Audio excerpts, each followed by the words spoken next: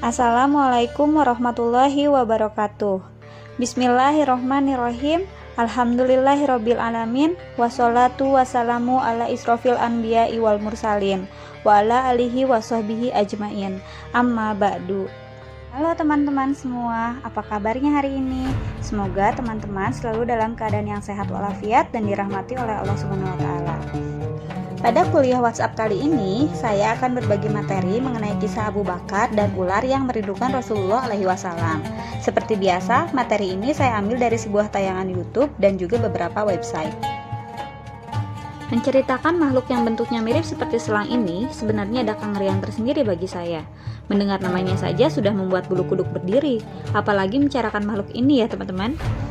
Seperti yang telah kita ketahui bersama, dilihat dari bentuk fisiknya, ular merupakan binatang melata yang tidak berkaki, tubuhnya agak bulat memanjang, kulitnya bersisik, hidup di tanah ataupun di air. Ular terkenal akan karakternya yang membahayakan orang lain. Ada beberapa ular yang berbisa dan memiliki racun mematikan. Juga dapat membunuh dengan cara melilit. Oleh karena itu, ular menjadi salah satu hewan yang ditakuti banyak orang. Melihat hal tersebut, maka ular menjadi hewan yang diwaspadai semua orang dan menjadi hewan yang sering dibunuh karena dikhawatirkan dapat membahayakan nyawa manusia. Berhubungan dengan kisah ular tersebut, ada juga kisah seorang sahabat Nabi yang setia. Berbicara tentang kesetiaan dan pengorbanan, para sahabat Nabi memang tiada habisnya. Dari Abdullah bin Umar, Abu Bakar, Abu Dzar Al-Ghifari, Abu Hurairah, Ali bin Abi Thalib, Umar bin Khattab, dan juga sahabat Rasul yang lainnya.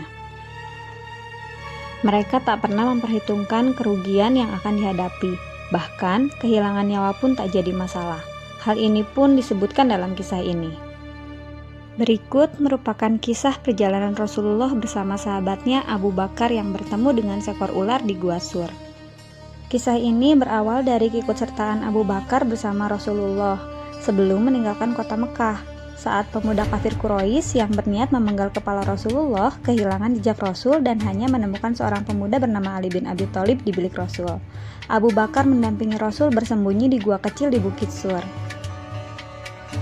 Abu Bakar tetap setia mendampingi Nabi Muhammad menginap di dalam gua.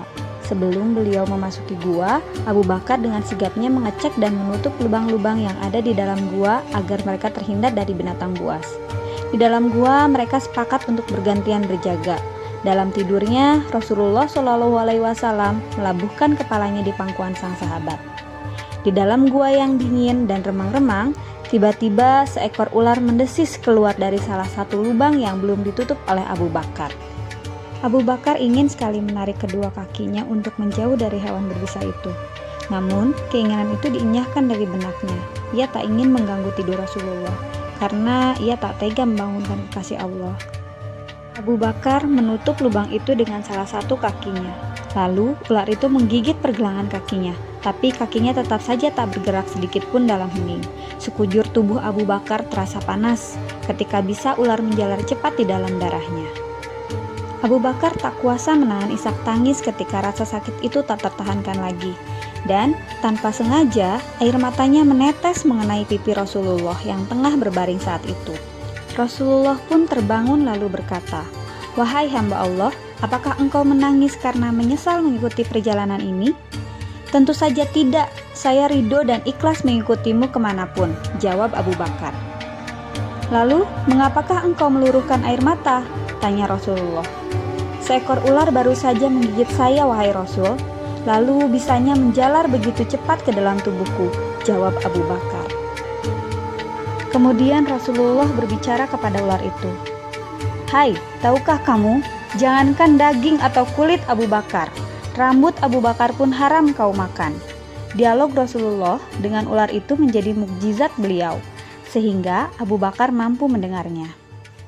"Ya, aku mengerti. Bahkan sejak ribuan tahun yang lalu, ketika Allah mengatakan, 'Barang siapa memandang kekasihku Muhammad fi ainil mahabbah,' atau dengan mata kecintaan, aku anggap cukup untuk menggelar dia ke surga," kata ular. "Ya Rabb, beri aku kesempatan yang begitu cemerlang dan indah. Aku ingin memandang wajah kekasihmu fi ainil mahabbah," lanjut ular. Lalu apa kata Allah? "Silahkan pergi ke Jabal Sur, tunggu di sana." kekasihku akan datang pada waktunya, jawab Allah. Ribuan tahun aku menunggu di sini. Aku digodok oleh kerinduan untuk jumpa engkau Muhammad, tapi sekarang ditutup oleh kaki Abu Bakar. Maka kugigitlah dia. Aku tidak ada urusan dengan Abu Bakar. Aku ingin ketemu engkau wahai Muhammad, jawab ular.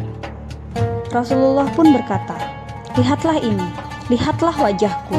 Tanpa menunggu waktu, dengan penuh kasih sayang, Rasulullah Shallallahu Alaihi Wasallam meraih pergelangan kaki Abu Bakar.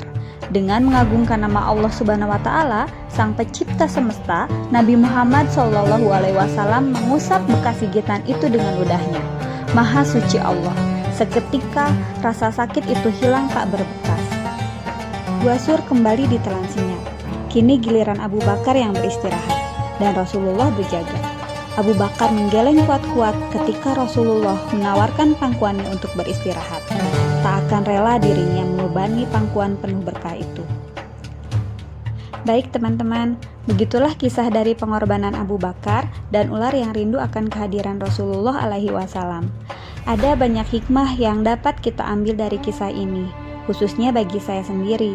Mudah-mudahan kisah ini dapat bermanfaat bagi kita semua. Mohon maaf atas segala kekurangannya, saya ucapkan terima kasih. Wabillahi taufik wa hidayah. Wassalamualaikum warahmatullahi wabarakatuh.